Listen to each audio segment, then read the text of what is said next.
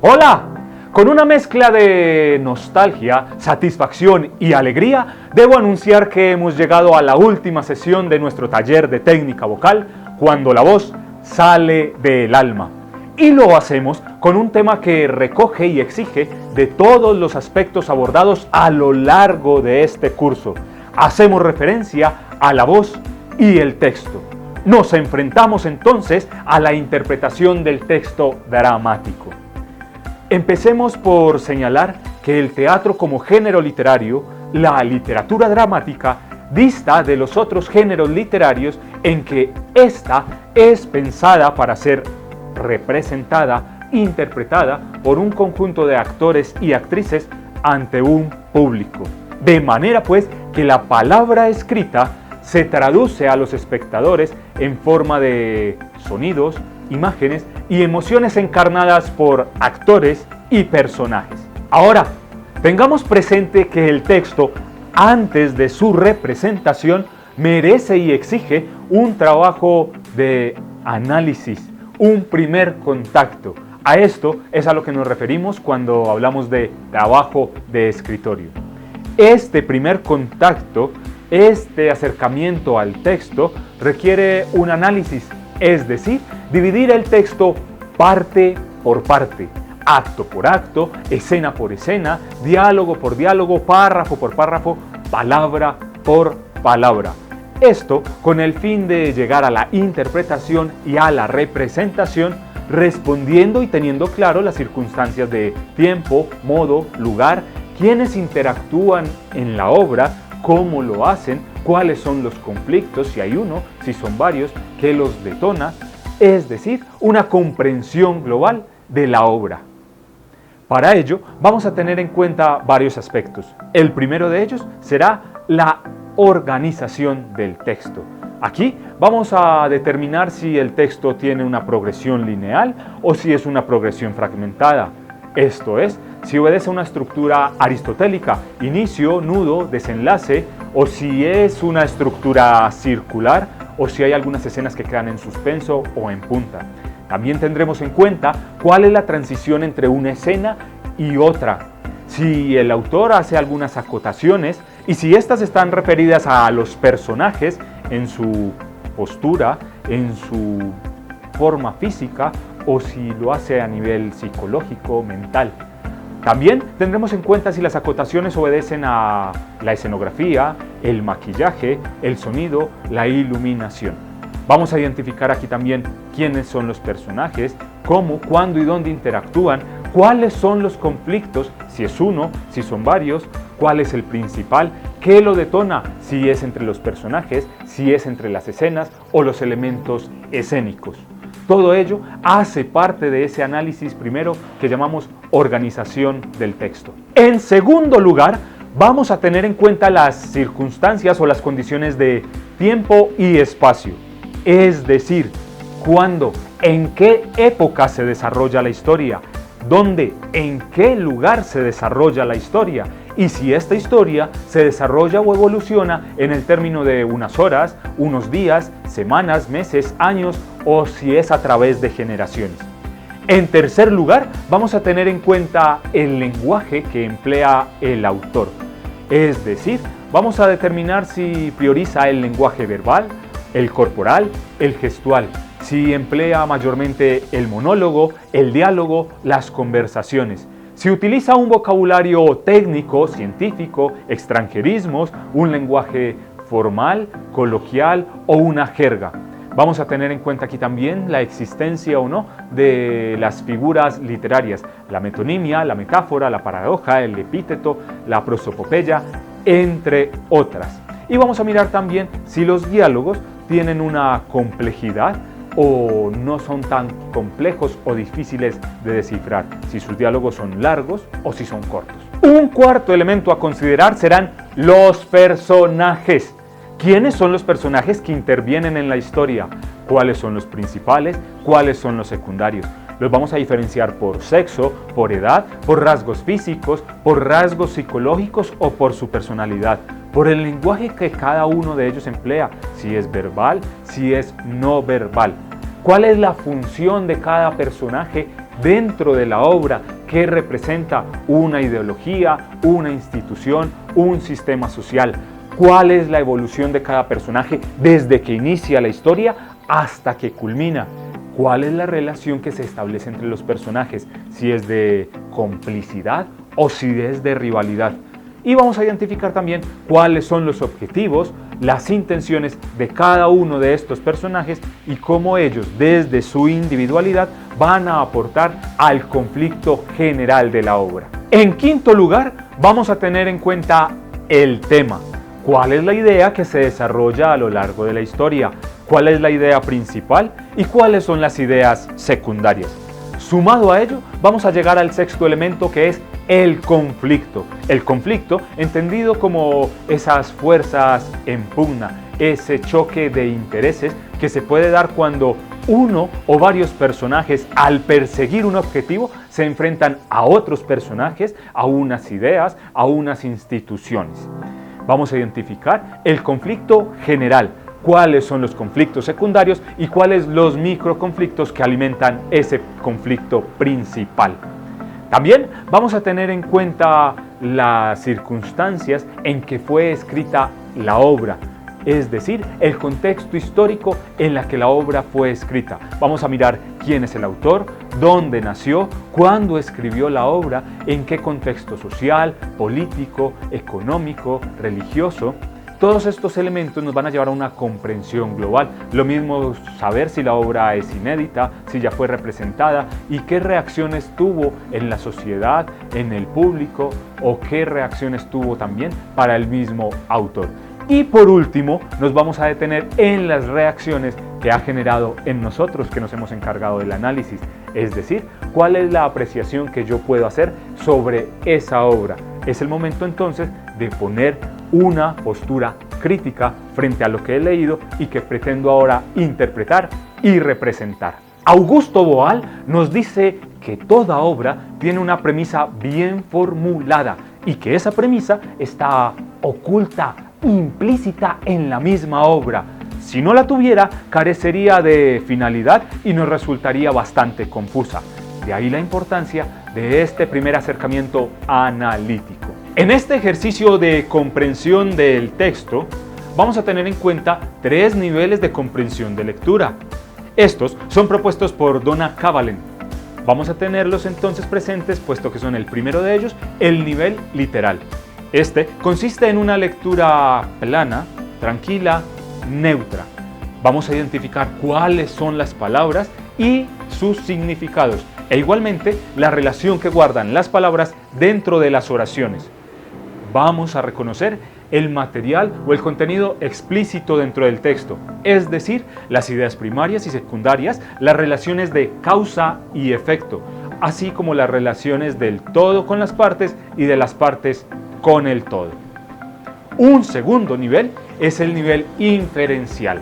Aquí podemos hablar de que el lector pasa a interactuar con el texto, trasciende lo literal y lo superficial para descubrir el contenido implícito, oculto del texto y descubrir de esta manera los propósitos o las intenciones que tiene el autor en el texto.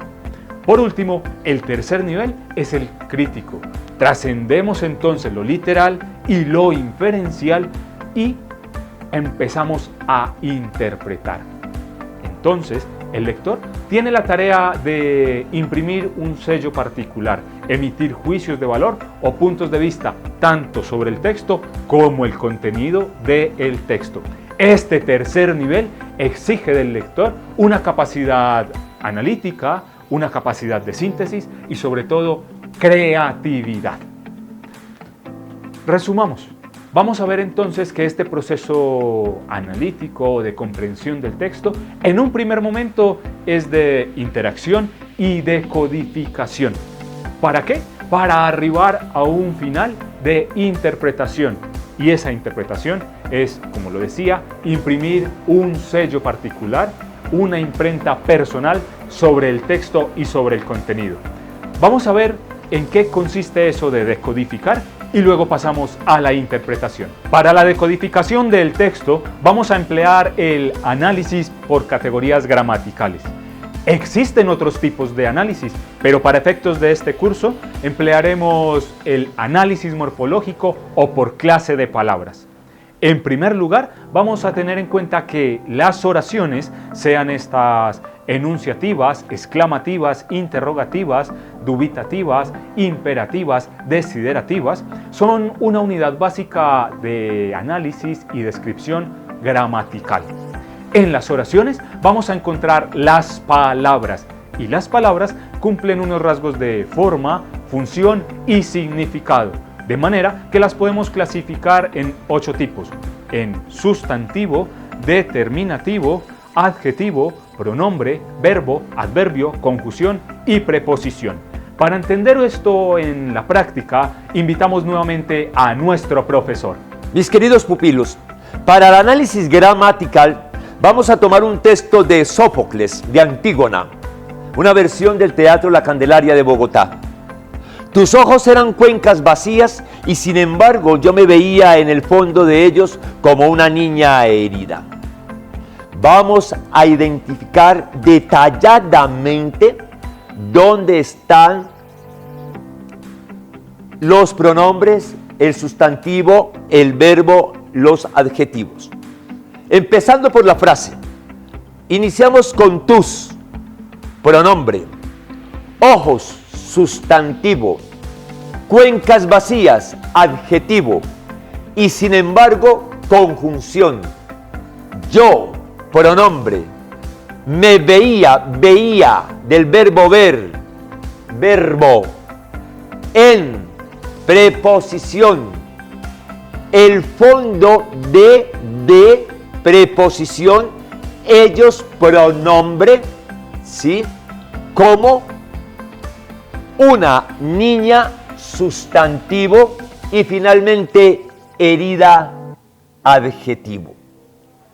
¿Qué es lo que hace que esto tenga mayor comprensión? Es que usted identifique la función de las palabras en esta frase, lo cual le va a ayudar a tener mejor entendimiento para su trabajo y construcción de personaje. Saber el origen de esa frase es muy importante. De entrada es saber que es un diálogo entre Antígona y Edipo. Un trabajo mayor, más exigente, es que usted sepa a fondo en la cultura griega el asunto con la obra Antígona, su autor o dramaturgo que fue Sófocles. Esto, en cierta manera, agiliza mucho mejor la comprensión del texto, ¿sí? Esto es lo que podemos llamar un trabajo de mesa, un análisis de mesa, un estudio de mesa.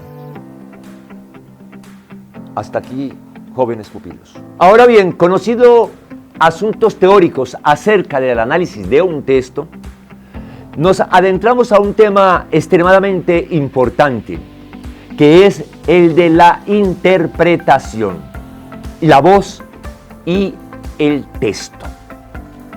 Una premisa importante: las palabras deben ser la liberación de la vida interior y no una explicación o un comentario de esta. ¿A qué se refiere?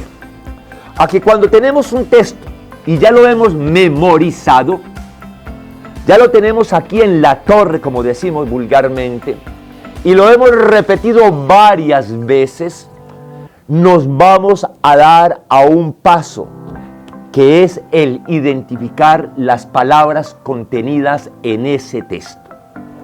Un texto puede ser, por ejemplo, el siguiente: te juro que solamente 2 veces en mi vida he visitado ese lugar, y te juro por lo más sagrado jamás volver.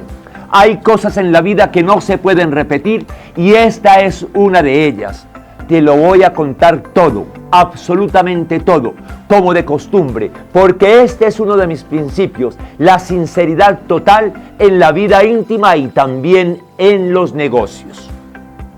Decir este texto de manera bien articulada, ¿sí?, bien pronunciada, de buena dicción y dándome cuenta paralelamente dónde están los signos de puntuación para no perder el sentido de ese texto. ¿Qué hacemos con ese texto? Identificamos las palabras. De momento podemos darnos cuenta que no conocemos el significado profundo de algunas palabras. Solamente estaremos enterados del significado literal. Ahí viene el trabajo del actor o de la actriz, descubrir qué hay más allá de esas palabras. ¿Y cómo lo hago? Lo miro de manera separada. Miro del texto las palabras de manera separada.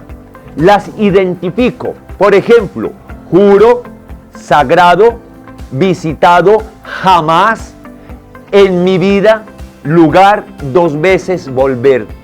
¿Qué significarían estas palabras de manera separada? ¿Sí? En relación a su significado.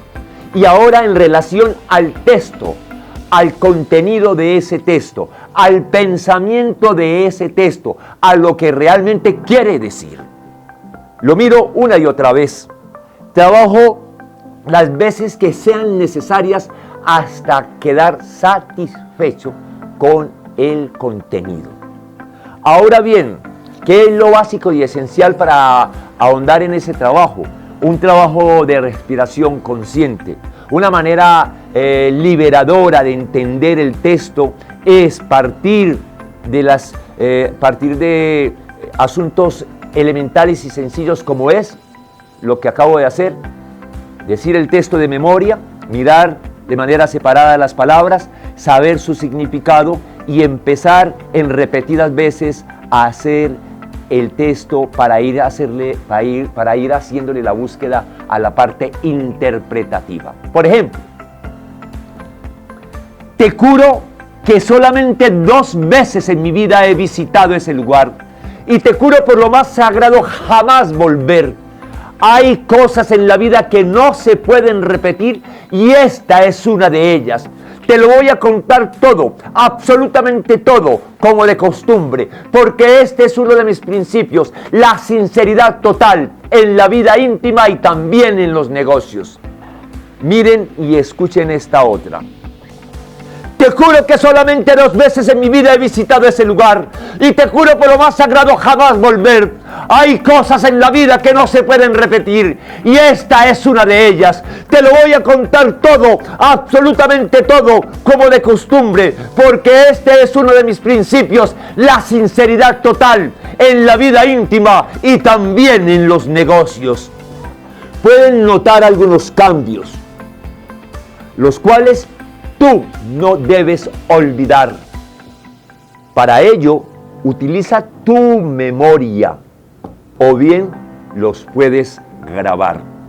Este es un ejemplo sencillo de cómo abordar desde la parte teatral el estudio de un texto en relación a la voz para ir avanzando en el progreso y construcción del personaje. Ahora, para la construcción de personaje, nos adentramos al terreno de la interpretación en relación a la voz y el texto. Y existen 3 áreas fundamentales a trabajar. Una de ellas, la relajación. ¿A qué se refiere? La relajación es resonancia. Si tenemos tensión muscular en el cuello, los hombros, la espalda, por principio de cuenta no podemos respirar adecuadamente. Y segundo, nuestros resonadores no pueden funcionar bien. Por ello necesitamos estar seguros que nuestro cuerpo esté en una buena alineación con respecto a todo lo que implica estar libre, pero listo para la acción. Es fundamental, es esencial. Tomemos un texto, por ejemplo. Pobre de mí que no puedo hacer que mi corazón llegue hasta tus labios. En el estado de relajación, ¿qué quiere decir eso? Es decir, estar previamente preparado, habiendo hecho un previo trabajo de respiración y que en su cuerpo no exista ninguna tensión. Pobre de mí, que no puedo hacer que mi corazón llegue hasta tus labios. Vamos. Un segundo aspecto, el de la respiración. Con un buen suministro de aire le damos a la voz poder, resonancia y flexibilidad.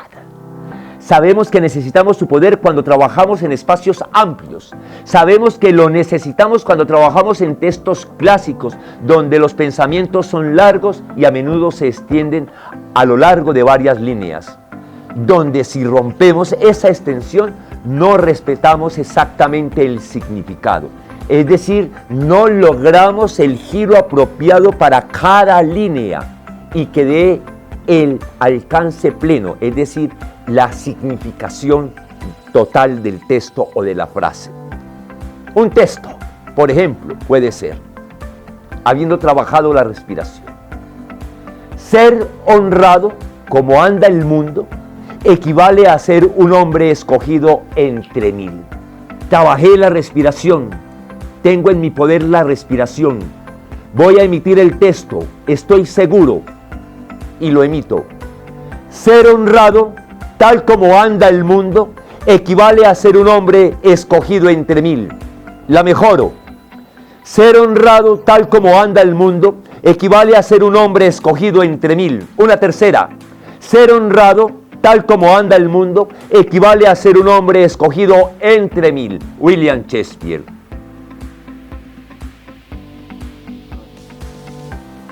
Una tercera para terminar, el de la musculación. ¿A qué se refiere el asunto de la musculación? Los ejercicios musculares, por donde sale la voz, que se realizan para alcanzar la claridad de proyección de la voz y establecer el tono, no es solamente hacerlos como ejercicios técnicos, hay que ahondar, hay que profundizar, sino hay que perseguir un propósito con ese ejercicio, con esos asuntos técnicos de esos ejercicios.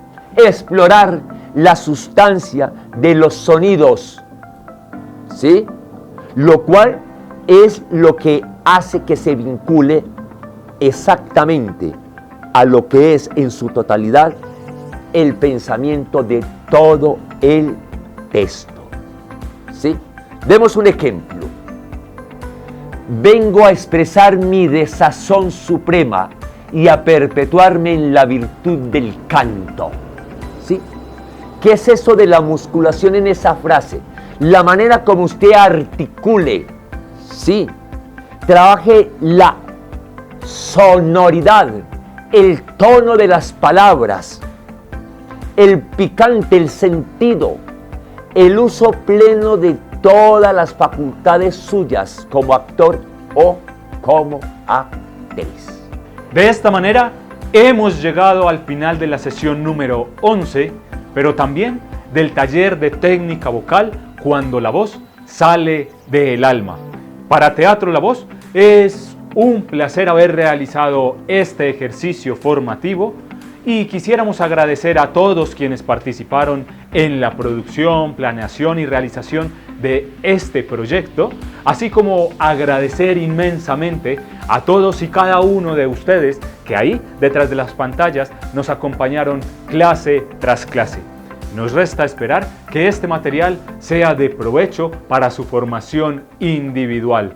Extendiéndoles un abrazo enorme, se despide Teatro La Voz.